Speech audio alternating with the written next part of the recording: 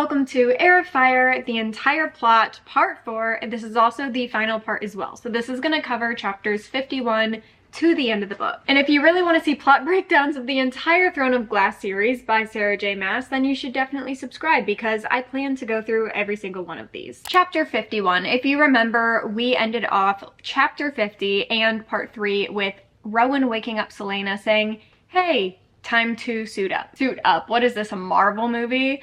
He says it's time to gear up. This actually comes as a surprise because they were not expecting Narok and his men to come this soon. Apparently, they've been betrayed. Someone told them where all of the traps and warning bells were, and so they were able to take care of them. And now they only have 1 hour before General Narok and his men are at the word stones, which are basically putting up that like magic protective shield over Mistward. So these word stones will continue to work as like a protective magical barrier, but they are gonna fall eventually. They're not like perfect. And that's when the Demi-Fae are basically gonna have to fight for their lives, is when those gates come down. So if you remember in the last part, when Celaena led those skinwalkers to the creature, she genuinely believed that one of them had died, but they're all back. They're all there, they're all fine, as if nothing happened, frankly. So this is a little disconcerting because they're like, okay, if a skinwalker couldn't kill this thing, like what will? Also guys, I guess I'm just gonna stop real quick and say, if really dark topics just really bother you, especially surrounding death and like death of loved ones, this might just not be the book series for you. Because in my opinion, in this book, it really starts up, but it just gets worse and worse book to book. If this part of this book is hard for you to stomach,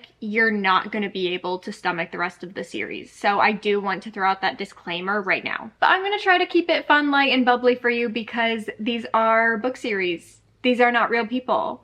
These are not real battles. So I'm gonna stay sensitive to the sensitive topics, but we're gonna try to keep it light, bubbly, fun, and fast-paced. Anyway, so Narok and his men are coming, and they're just kind of like, where are all the soldiers that we saw in the caves? They decide they're gonna worry about that later because there's like this cloud of darkness. It's literally just called the darkness, and basically anything it touches just shrivels up and dies. And it starts like lashing out at these word stones. Somehow Rowan and Aelin, although they're not really familiar with this darkness power, they know that only a couple strikes and this thing's gonna be breaking down the barrier. Like, this is something unlike they've ever seen before. Then they start hearing shouts from inside of Mistward, and it's basically been confirmed that they were betrayed by someone else because there are quite literally all those soldiers that we were wondering where they were a couple minutes ago.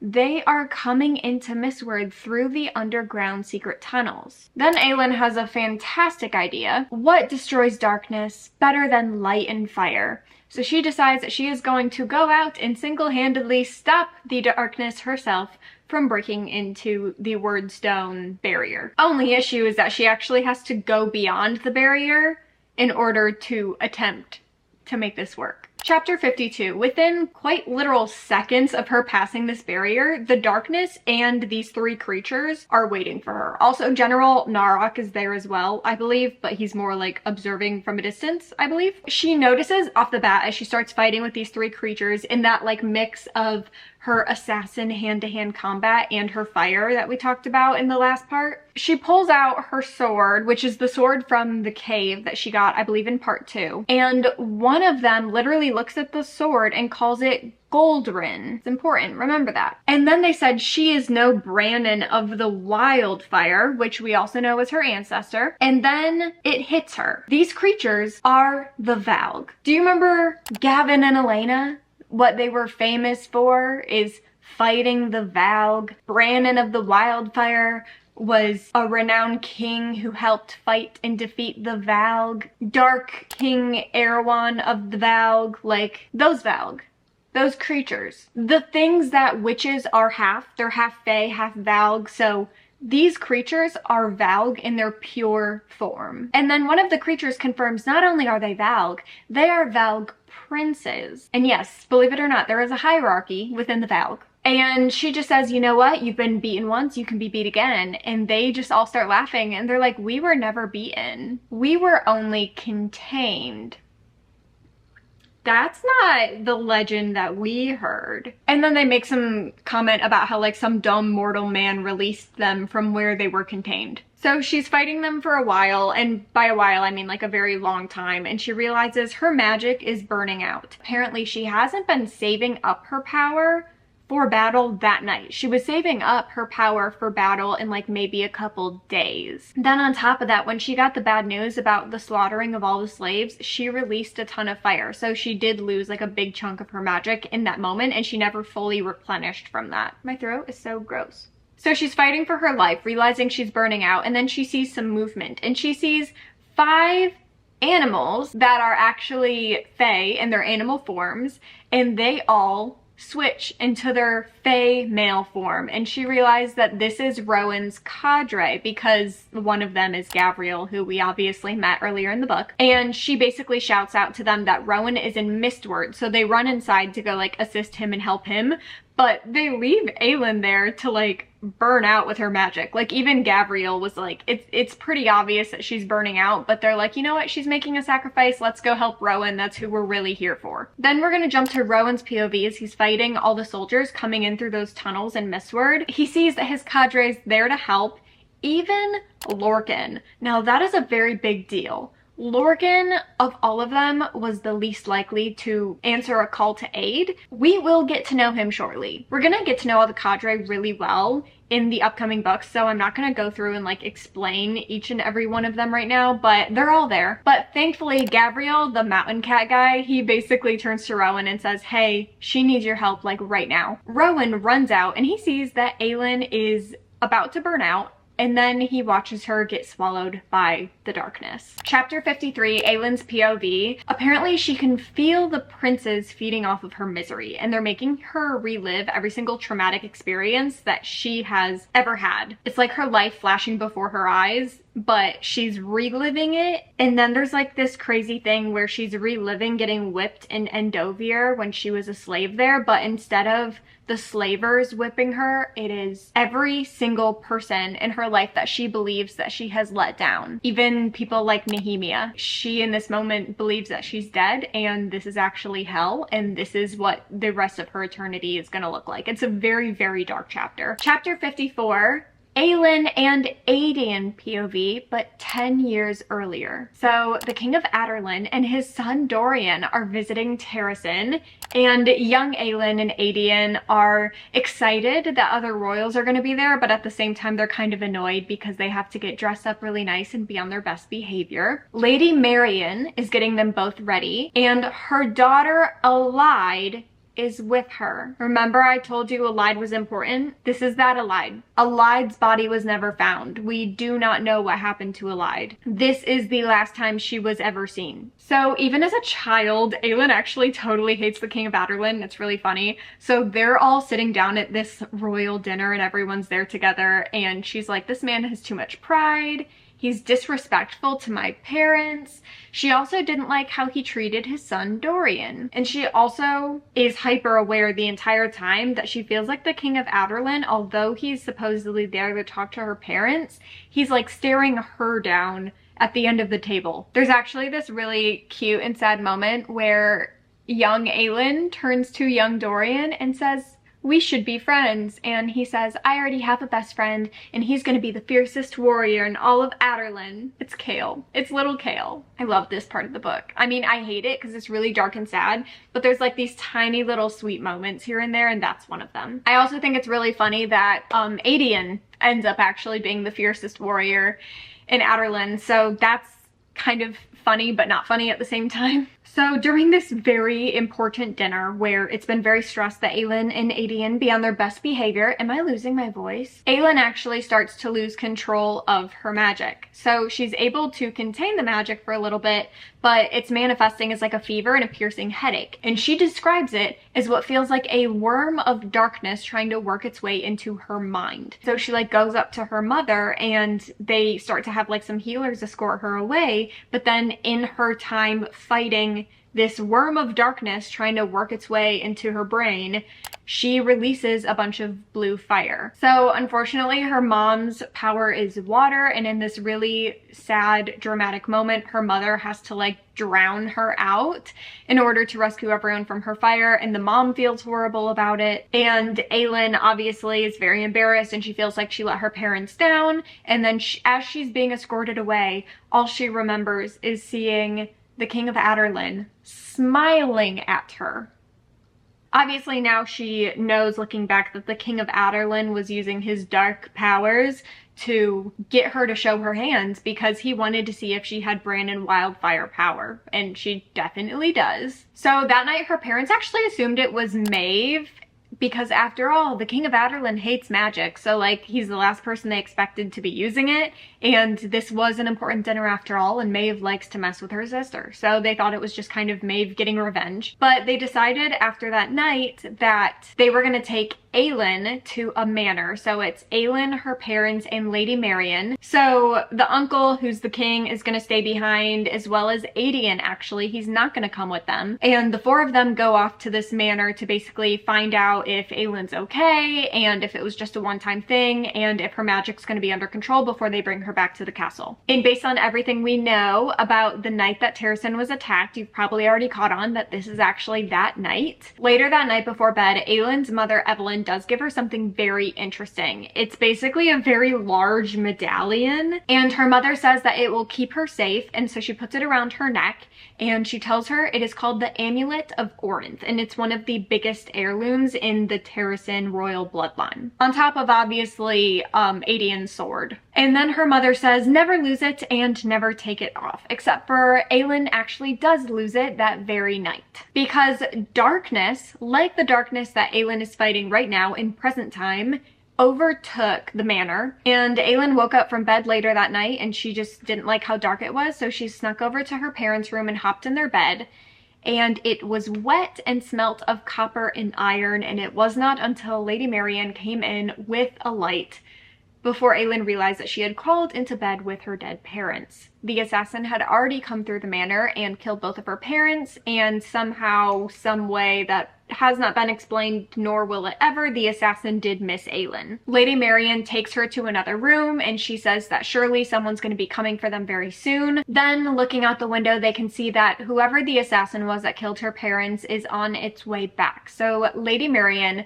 looks to Aelin and tells her, "Tell my allied that I love her very much. And when I say run, you run."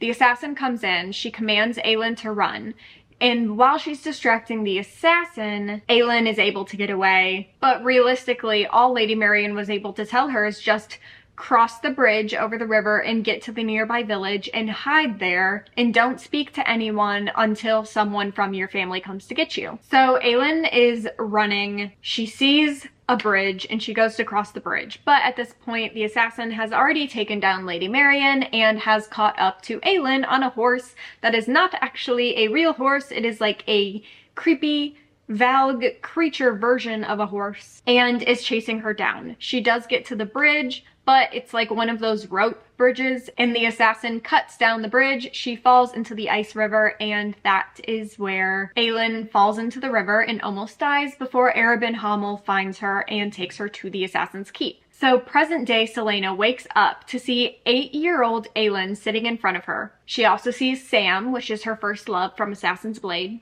She sees her parents, everyone else in her family. She sees Lady Marion, and they're all basically begging her to get up and fight. So she takes young Aelin's hand and she gets up and is ready to fight the Valg. And when I tell you, if there is a scene from this book that I need to see in a film adaptation, it is this one. Chapter 55, Rowan POV. Aelin has fallen into the darkness, and the barrier actually has now fallen with her. Rowan is struggling to accept the fact that she's actually dead because he can feel her. Very interesting, don't you think? Anyways, he's trying to accept the fact that she is dead because Gabriel's right there being like, "Dude, she's dead." And he's like, "I don't think she's actually dead." And then they see a flicker of light in the darkness. His cadre realize that Rowan is about to risk it all to run into the darkness to save Aelin, so they're all trying to hold him back. But it doesn't work because he pushes past them, and as he's running to Aelin, he slices his palm with a dagger because he knows deep down that he is her Karanom. Remember, Karanom is the person whose magic is compatible with yours, and I'm sure you kind of thought it here and there. So he comes up to her, she's fighting for her life, she's about to be drained of magic, and he says, "To whatever end." I love it. Some people think that it's a little overdone in the books, but in my opinion, it makes every single scene that it's set in significantly better. So right as he's about to like charge her up with his magic, she is able to kill 2 of the Valg princes with her fire. We can't give Rowan all the credit for the deaths that are about to happen. Then he is able to power her up with his magic, and she is able to obliterate Narok and the 3rd and final Valg prince. But right as Narok is like dissipating in the flames, he throws a vision at Celaena. And this is a vision of the future. You're not going to find out what it is right now. Give it a couple more minutes. But she destroyed them so thoroughly that after her flames go away and all the darkness is gone, all you can see is 4 of the black collars that were on these creatures' necks, just sitting in the grass. Chapter 56, Sorsha's POV. She's writing a letter to a friend from home, but for some reason she panics when Dorian comes into the room to see her, so she just like crumples up the paper and throws it away. That's kind of a weird thing, but it happens at the beginning of that chapter. Dorian offers to stay with her. She makes the concoctions and he's basically like her little assistant, and that's kind of the routine that they have. It's really cute. But then after a few hours of working together, Chaol shows up to ask Dorian for help. So after the slave massacre, both Dorian and Sorsha are very willing to help Chaol with whatever he has in mind. So he says that he has a theory that he wants Dorian to help him test out. Dorian has raw power, which raw power is actually very close to what the word keys have. And considering Dorian and word magic are the only 2 things that can operate inside this triangle of no magic, it seems like there's a lot of overlap at the foundation of their magic sources. Chaol sets up 3 crystals surrounding a bowl of water, and he asks Dorian to concentrate on freezing the crystals. Dorian harnesses his power into these crystals, and sure enough, this whole bowl of water freezes.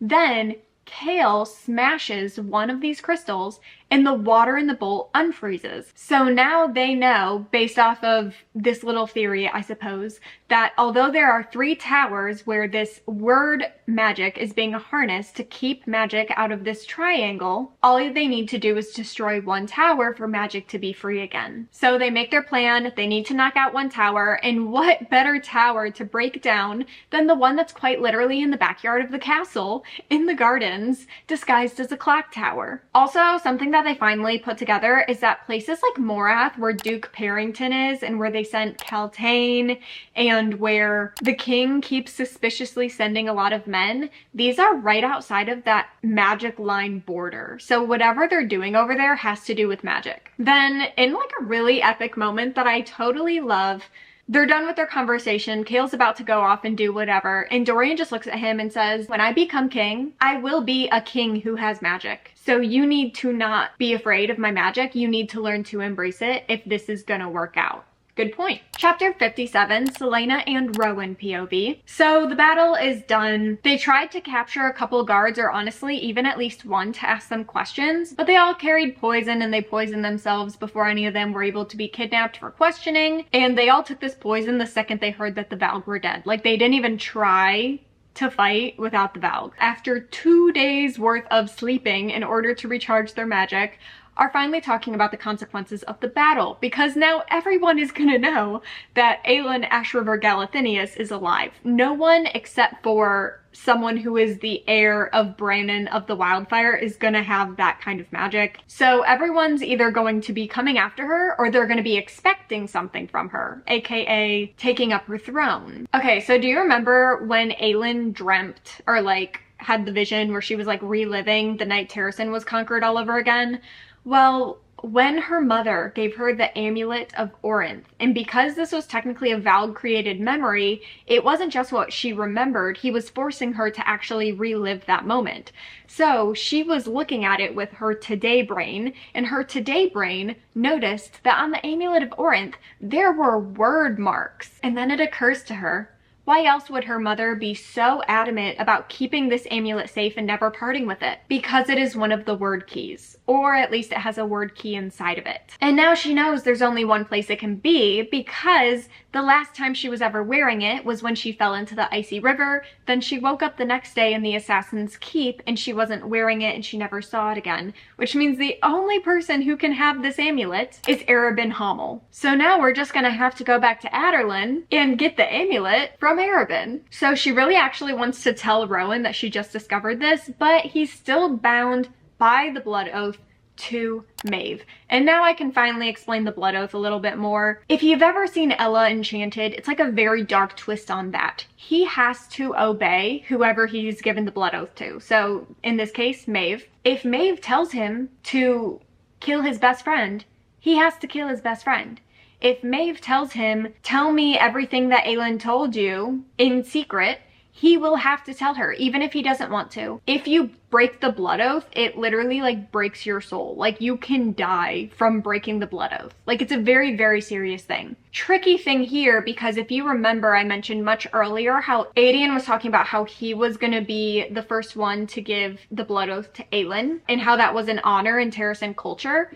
It's because the blood oath is whatever the ruler who's using it makes it to be. A good ruler using the blood oath, it's more symbolic than anything. Someone makes the blood oath to you, they're basically saying, I trust you to be such a good ruler that you're never gonna make me do something that is wrong. And then on top of that, in order to show you that I'm loyal and that I honestly and truly believe that you are a good king or queen, I will be making this blood oath to you and put my life in your hands. That is what the blood oath should be. What Maeve has used it for is she has enslaved the cadre plus some to basically do her dirty work and be her spies against their better judgment. So it's really all about the person who's making you keep the blood oath. The blood oath itself isn't a horrible thing. In Terrasen culture, it was viewed as a really positive and a very symbolic thing, but Maeve is just using it in all the worst ways. She's literally just stripping these people of their free will. So she cannot tell him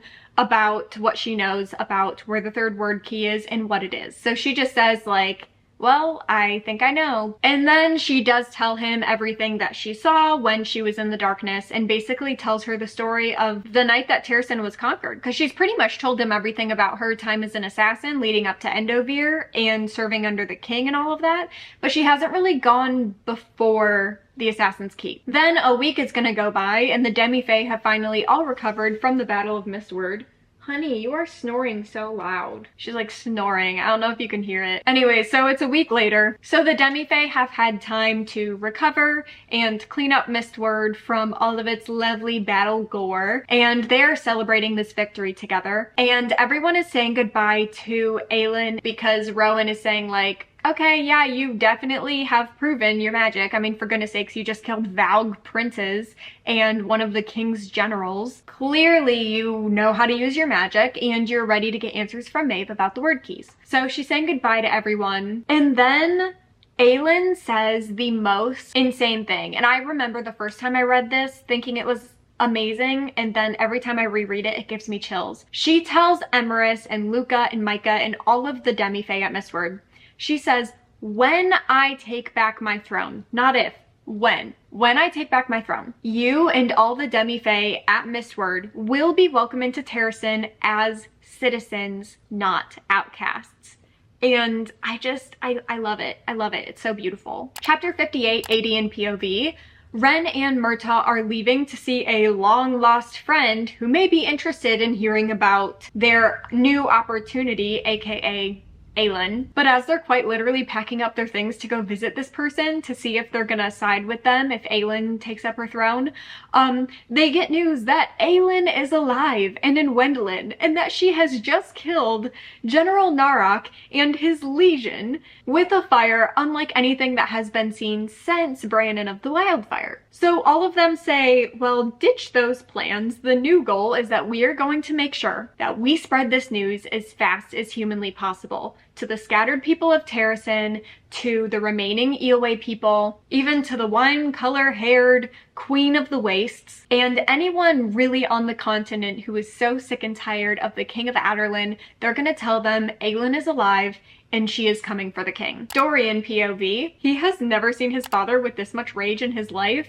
and he's like low-key enjoying it. He's like, well, but this is where Dorian says that he welcomes Aelin and he is excited for her. He's happy for her to take up her throne, to defeat his father, because he knows that a world with Aelin as queen is going to be a better world, not only for Sorsha and for Adarlan, but for himself even as a magical being. Chapter 59, this is Aelin and Rowan's POV because they've been traveling for a week to get to Dorinel. Guys, I apologize. Literally my entire life I've been saying Dornael, but it's Doranel, so it's like the A and the N are switched. So that's my bad. Anyways, so Aelin is nervous and she's fidgeting with a little ring in her pocket. And this is not actually the ring from Chaol, but the one that she found in the cave. Remember when she fought off that little sea creature? So they get to Maeve's throne room and all the cadre are there as well. Clearly they've already informed Maeve of everything that happened at Mistward. And Aelin cut straight to it. She wants to know a couple things. How are the word keys destroyed? Where are they? And what all do you know? Maeve says they cannot be destroyed, but they can be put back in the gate. Not very helpful, but okay. As for what they look like, she says they are black and glittering and they pretty much just look like slivers of stone. And then when Aelin asks about the Valg princes, Maeve says that there's many races of Valg, but they're all ruled by the princes. Aelin asks how they can be killed. And obviously Maeve says, as you learned, like fire and light, but they also can be beheaded, because the princes have like those collars, so they just need to be separated from the collars, basically. And then Maeve makes an interesting comment about, how do you think that Brandon of the Wildfire won all of his glory in the entire kingdom? This is news to Celaena. Frankly, this is news to us because Brandon, we've always known him to be like this royal who helped defeated the Valg. No, Brandon actually was never a part of a royal bloodline. He basically was given the bloodline as a thank you for destroying the Valg the first time, or destroying them. As we find, they've never been destroyed, they've only ever been contained. So apparently he was just some random bastard who was God blessed with this great wildfire power, and that's how he became the guy that we and Aelin know him to be. What's crazy about this is, do you remember the mark that shows up on Aelin's forehead in the very first book when she's fighting Cain? I forgot to mention it earlier, and that's 110% my bad. But the mark shows up on her forehead again when she's fighting the Valg and General Narok. So it has now flared up twice, and it was whenever she was fighting someone under a very strong Valg influence, which is also what we find out is what's happening with Cain. Because of his obsidian ring, it's the same stone that is in the collars. So apparently it's always been called Brandon's mark because Brandon had it, but apparently it's actually called the Mark of the Bastard. So they call it the Mark of the Nameless because in their culture, bastard children did not take on their father's last name. They were unwanted children, so they were nameless. Every single one of Brandon's children had this nameless mark on their forehead. Sorry, that's a big info dump, but it is actually really important. So like, remember that information, but also kind of lock it to the back of your brain because we're not going to use it for a hot minute. So with all three of these word keys, the King of Adarlan would not only have an infinite hard to kill army, but apparently once you have all three, you can raise an army of the dead that is quite literally unkillable. So we really need to keep the king from finding and using the third word key. Maeve already assumes the king has two, which Aelin also assumes, but she doesn't know where the third one is.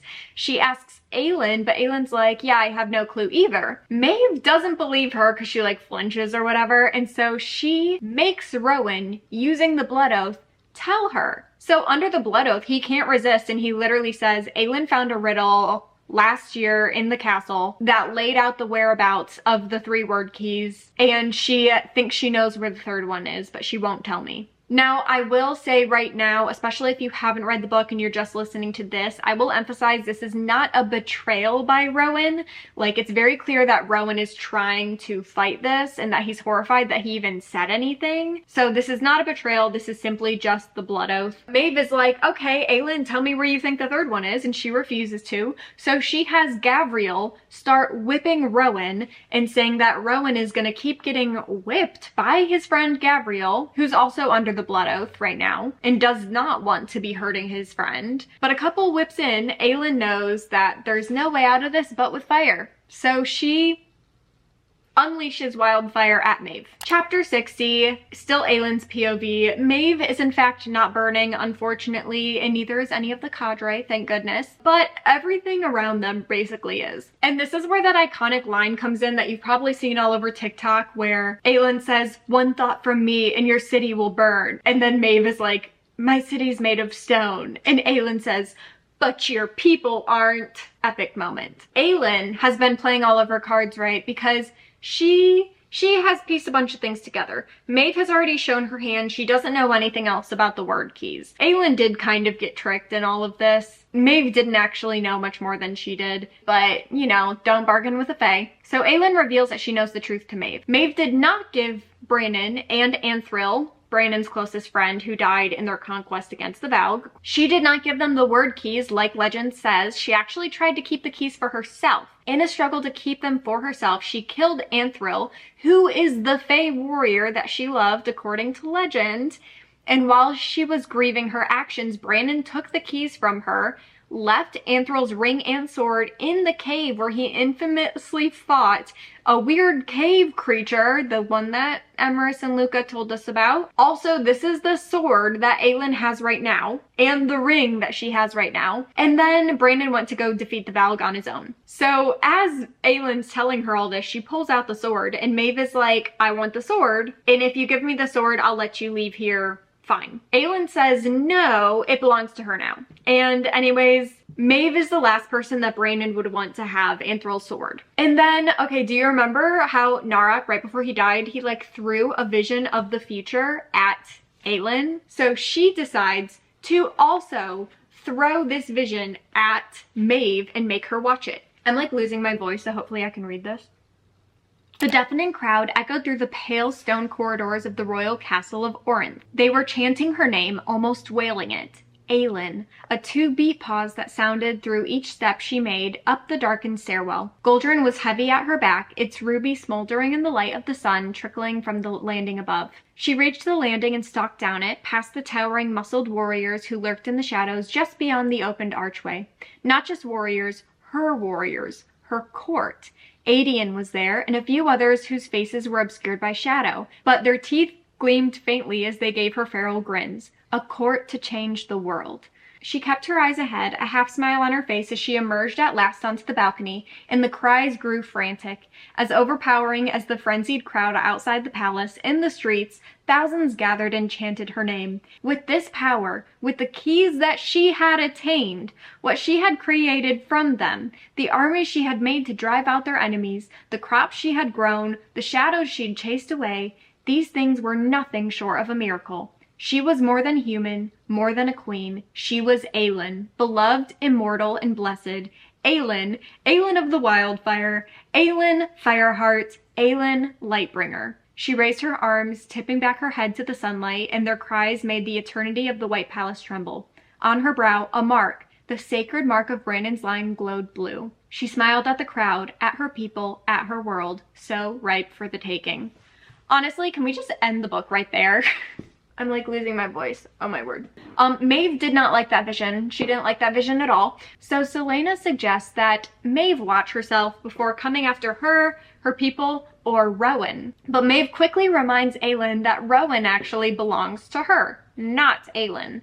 So Aelin pulls out the ring. Anthril's ring. The one that was in the sheath that the sword came out of. Yeah, apparently it was supposed to be the engagement ring he gave her before he found out who she really was. So Maeve is a little sentimental and she wants the ring of her lover that she killed. Aelin says, okay, fine, I'll give you your engagement ring if you free Rowan from his blood oath. Maeve actually does hesitate because she cannot afford to lose Rowan. Like, Rowan's important. Except for maybe Lorcan, I think Rowan is probably one of her strongest. But Aelin says she's actually gonna melt the ring if she doesn't release Rowan, like, right now. So Maeve does, and Rowan immediately, in an act of defiance against Maeve, the first thing he does as a free man is drop to his knees in front of Aelin, and he makes the blood oath to her. Aelin doesn't want this because she's always seen it as a type of slavery, but then he reminds her that the blood oath is only as bad as the person who's enforcing it, and basically says, like, as my first act of freedom, this is what I want to do. I want to give you the blood oath. And she just says, okay, if that's what you want. And so Rowan makes the blood oath to Aelin to serve her in her court. And then they leave Dornael immediately. They find an inn for the night outside of the kingdom where Aelin asks him for a tattoo. She wants her entire story in the Old Fae language, and then honestly, and probably one of the top emotional moments in the whole series for me, she finally sings a song of lament for her family and all of Terrasen for the very first time since the kingdom was conquered. Chapter 61, it is officially the war games for the Iron Teeth Witches. From what I gathered, what the war games really contains is the 3 different clans all have an egg, and it's a glass egg, and it's in a nest. And the first clan to retrieve both of the other clan's eggs first and bring them back to their own nest without breaking them wins. There's a rule about killing. They're not allowed to kill each other for this exercise. And honestly, it's a very eventful chapter, but it doesn't necessarily warrant 10 minutes worth of me giving you a play-by-play of what happened, so I will just fast forward to the eventful part. The Blackbeaks are basically about to win. Naturally, they crushed it. I think you could expect that. When Manon hears a scream of pain from Petra, and not physical pain, but emotional pain, they all turn around. Iskra's wyvern had clamped its teeth down on Keely and had seriously hurt Keely. And this is Petra's wyvern. Remember, she's the one who said that she also has an emotional connection with her wyvern like Manon does. And then Iskra's wyvern lets go, and Keely starts to plummet to the ground. Keely is unable to fly because her wing was damaged by Iskra's wyvern. So Petra and Keely are plummeting to the ground. Abraxos does not wait for any commands from Manon. He dives. Guys, there are so many theories that Keely and Abraxos were actually mates, and rereading the books, I can actually see a couple points where that's true and that's the case, and that also explains why Petra starts to get really soft towards Manon and even like comes to visit her in Abraxos's pen to talk to her a little bit. I do love that theory. Unfortunately, it doesn't really change anything in the story, but it's a cool idea. So Abraxos dives for Keely.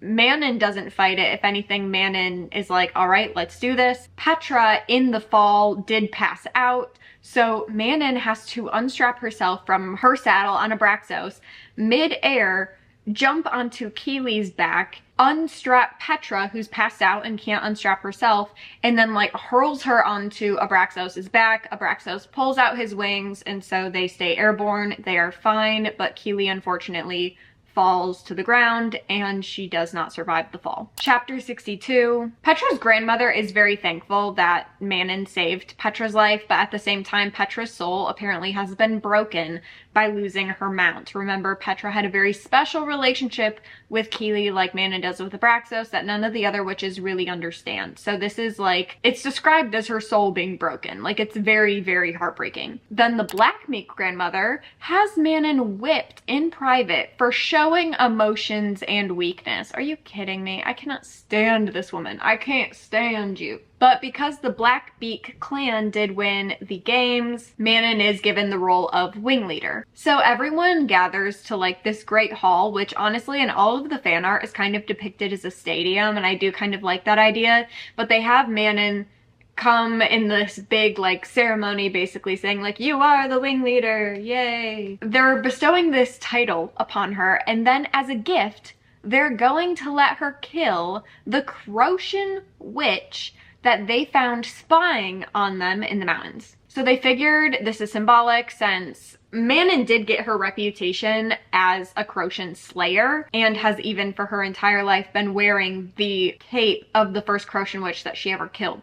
iconic red one that she always has. So they bring out this Crochan and she looks Manon in the eyes and says, "We call you the White Demon." So apparently the Crochan witches have like a kill on sight list, and Manon is #1 name on that list. So that's like how much of a reputation she has with these Crochan witches. So the Crochan keeps talking, and this isn't a direct quote, this is kind of a summary of what she said, but she basically says, "I know what you did during the games. This is a reminder for you of what they made you to be. Do you want to know a Crochan secret? You have the power to break the curse, but the Iron Teeth are blind to it. The Iron Teeth are pitied by the Crochans. You are a threat because you were made into a monster, but today you showed heart." Very interesting. But then the witch looks at her and says, "Do it." And she can tell that it was actually a plea and not a show of confidence. So as a sign of mercy, Manon actually made it quick and just slit her throat. So she goes to fly out alone that night to clear her mind after everything, but honestly, she can't shake it. Like, a lot of what the Crochan said is sitting with her, and it will continue to sit with her for a little bit. I can do this. Honestly, if you've read these before, you know what's going to happen next, and honestly, it's one of the most earth-shattering things for me in the entire series. Chapter 63. Aelin and Chaol POV, they are drinking on top of Aelin's old apartment, and Aelin agrees that they need to lie low for a little bit now that the news of Aelin has broken out, and people are going to be questioning Aiden's loyalty specifically now that the one person he swore to protect since his childhood is now alive and a threat to the king that he supposedly now serves. And Chaol knows that Celaena won't be coming back, but Aelin will be coming back, and he's not ready to meet Aelin, so he's actually going to go back to Anielle before she comes back to Outerland. Sorsha POV, Dorian had fallen asleep when they were hanging out, which left Sorsha to sit with her thoughts on everything they discovered today about the towers and what the return of Aelin might mean. We're gonna jump back to Chaol's POV because it's later that night and he's throwing together some plans for Sorsha and Dorian to escape so they can decide next steps for destroying the tower. But then he is summoned to see the king in the private council's chamber. And we're gonna jump to Dorian's POV also later that night. He got wind that Chaol was summoned and he runs to Sorsha's rooms to say, "Something's not right, we need to leave right now." He can just feel it. But while he's trying to warn Sorsha, Amethy, the high healer at the castle, arrives and says that they both have been summoned by the king as well. Chapter 64, we're in Aedian's POV because he has been summoned to see the king. Aedian walks into this private council chamber where he sees Chaol and Dorian and Sorsha as well. The king reveals that his spies have reported some new information to him. Chaol and Aedian, who have been known to hate each other, are now drinking buddies and keep disappearing together suspiciously. And his son is in love with a rebel spy.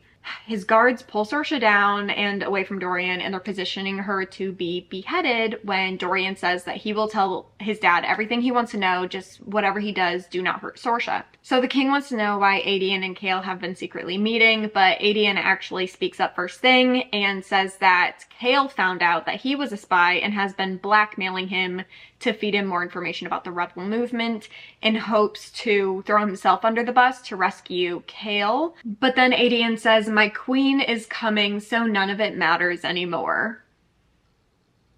So the king says that he will execute Aedian and it will be very public, and he's actually going to delay it a month to give Aelin some time to get wind of it in hopes that she comes to rescue him. So he basically just told Aedian that, "I'm going to torture you for a month and then you're going to be the bait to bring Aelin to me," which is not what Aedian wanted at all. But then Aedian is dragged out. Then Dorian asks if Sorsha can be released now because clearly the king found out who the spy was and Sorsha's innocent. And then he says, "Such interesting letters you send to your friends." Do you remember that one time Sorsha was writing a letter and then Dorian came in and she was all jumpy and she threw it away? Well, apparently the king got wind that Dorian was kind of romantically involved with her and he had someone snoop on her, and they went through her trash and they read a letter that was very clearly in code. They basically found out that yes, Sorsha is a rebel spy. And then she turns to Dorian and she says, "I was not supposed to love you." Would you believe I've read this multiple times and I've never not cried? So Dorian begs his father to just banish Sorsha, but within a second, the king says no, and then he has Sorsha beheaded right there in front of Dorian. And from Chaol's POV, he says that he watched Dorian break. Chapter 65, Chaol watches Dorian absolutely fall apart over Sorsha's body as Adians finished being dragged away, to which this happens. Chaol looked at the king, at a shattered friend, and drew his sword. The king rolled his eyes. "Put away your sword, captain. I have no interest in your noble tactics. You are to go home to your father tomorrow. Do not leave this castle in disgrace." Chaol kept his sword drawn. "I will not go to Aniel," he growled, "and I will not serve you a moment longer. There is one true king in this room. There always has been, and he is not sitting on that throne. There is a queen in the north. She has already beaten you once. She will beat you again and again, because what she represents and what your son represents is what you fear most. Hope. You cannot steal it, no matter how many you rip from their homes and enslave. You cannot break it, no matter how many you murder." The king shrugged. "Perhaps, but maybe I can start with you." He flicked his fingers at the guards and said, "Kill him too." Chaol whirled to the guards behind him and crouched, ready to find a path for himself and Dorian. Then a crossbow snapped, and he realized there had been others in the room, hidden behind impossibly thick shadows. He had only enough time to twist, to see the bolt firing for him with deadly accuracy. Only enough time to see Dorian's eyes widen, and the whole room plunged into ice. Dorian has now used his magic in front of his father, to which his father responds, "I knew you had it." So the king did all that to expose Sorsha in hopes that Dorian would lash out with his magic, but when he didn't, he then goaded Chaol, knowing that it would make Dorian use his magic, if not for Sorsha, then at least for Chaol. Dorian looks to Chaol and tells him to run, and when he comes back, to burn the castle to the ground. So Chaol tells Dorian that he loves him, and then he runs, realizing that he is leaving behind everything that he knows and loves.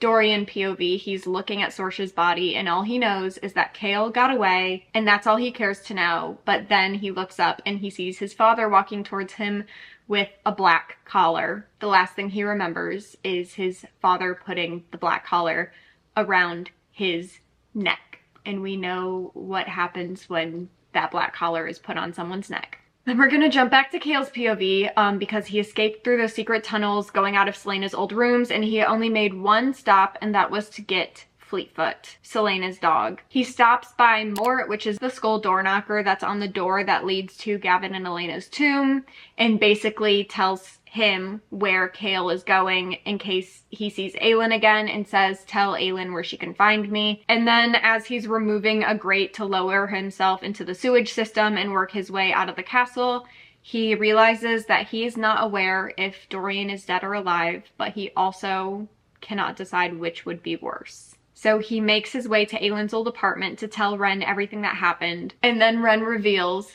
that he's the one that Sorsha was writing to. Guys, I don't think you understand. And I feel like some people think that Chaol really just like tries to be the victim and like blame himself for stuff he doesn't need to so that he can say he's the victim. But Chaol intentionally left Dorian and Sorsha out of so much and tried to keep them disconnected from everything. Sorsha, because she was disconnected, was writing to the rebels. If he had just been open and honest from the beginning, there would not have needed to be all this secrecy. And Sorsha would not have been needing to write Ren. Chapter 66, Manon has been summoned by her grandmother, who basically tells her that Duke Parrington wants Manon and the 13 in Morath, and they leave tomorrow, and they will be serving the Duke directly from now on as the wing leader and her coven. Chapter 67, Chaol goes to the docks somewhere in the villages of Aderlin, and he takes his blade, the blade of the captain of the guard, and throws it into the water, and instead he replaces it with Damaris. Chapter 68, Rowan and Aelin's point of view. Her plan is to go back to Aderlin alone, but as Celaena, not Aelin, in order to get the Amulet of Orynth from Erebin, to find Chaol, and to gather all of the scattered people of Terrasen. The story does continue in Queen of Shadows, but I did promise that I would do Assassin's Blade next. Honestly, I just keep pushing this one off, and I cannot justify pushing this off any further than after Heir of Fire. So we are going to do Assassin's Blade, and then we can finally jump into Queen of Shadows. I am very happy to announce, however, that I have made a very big decision. If you have watched any of my other Sarah J. Maas videos, I am often talking about how necessary it is for you to do the tandem read. If you have no idea what the tandem read is, you can watch it in this video here, but when I get to these two books in my plot recaps, I'm going to be recapping them in chapter orders for the tandem read. So if you have not done the tandem read before and you are curious about where everything lines up, you can watch my entire plot recaps when they come out.